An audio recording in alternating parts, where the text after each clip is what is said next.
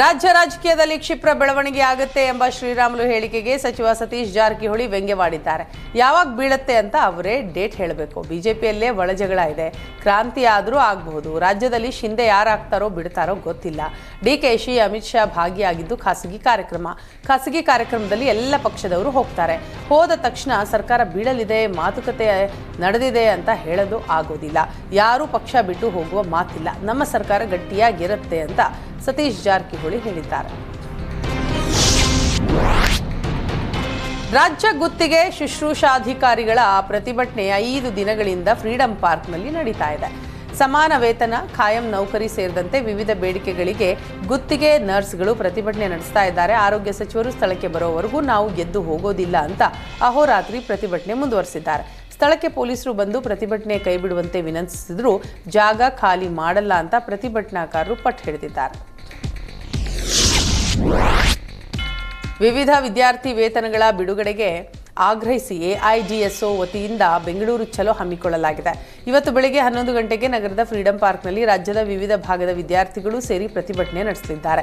ನಿವೃತ್ತ ನ್ಯಾಯಮೂರ್ತಿ justice N Santosh Hegde, Hampi Kannada ವಿಶ್ವವಿದ್ಯಾಲಯದ ನಿವೃತ್ತ ಉಪಕುಲಪತಿ ಎ ಮುರಿಗೆಪ್ಪ, ದಲಿತ ಸಂಘರ್ಷ ಸಮಿತಿಯ ಮಾವಳಿ ಶಂಕರ್, ಸಾಮಾಜಿಕ ಕಾರ್ಯಕರ್ತ ಉಗ್ರಸಿಂಹೇಗೌಡ ಪ್ರತಿಭಟನೆಯಲ್ಲಿ ಭಾಗವಹಿಸಲಿದ್ದಾರೆ.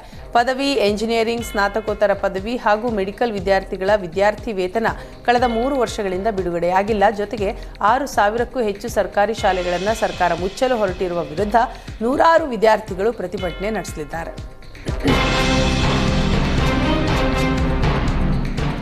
7ನೇ ವೇತನ ಆಯೋಗದ ಅನ್ವಯ ನಿವೃತ್ತಿ ವೇತನಕ್ಕಾಗಿ ಆಗ್ರಹಿಸಿ ನಿವೃತ್ತ ನೌಕರರ ಸಂಘ ಫ್ರೀಡಂ ಪಾರ್ಕ್ನಲ್ಲಿ ಅಹೋರಾತ್ರಿ ಧರಣಿ ನಡೆಸಿತು.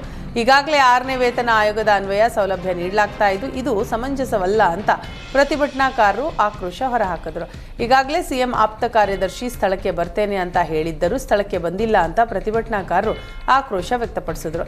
ರಾಜ್ಯದ ವಿವಿಧ ಭಾಗಗಳಿಂದ ಬಂದಿರುವ ಪ್ರತಿಭಟನಾಕಾರರು ಫ್ರೀಡಂ ಪಾರ್ಕ್ನಲ್ಲಿ ಠಿಕಾಣಿ ಹೂಡಿದ್ದು ಮಧ್ಯರಾತ್ರಿಯೂ ಸರ್ಕಾರದ ವಿರುದ್ಧ ಘೋಷಣೆ ಕೂಗಿ ಪ್ರತಿಭಟಿಸಿದರು.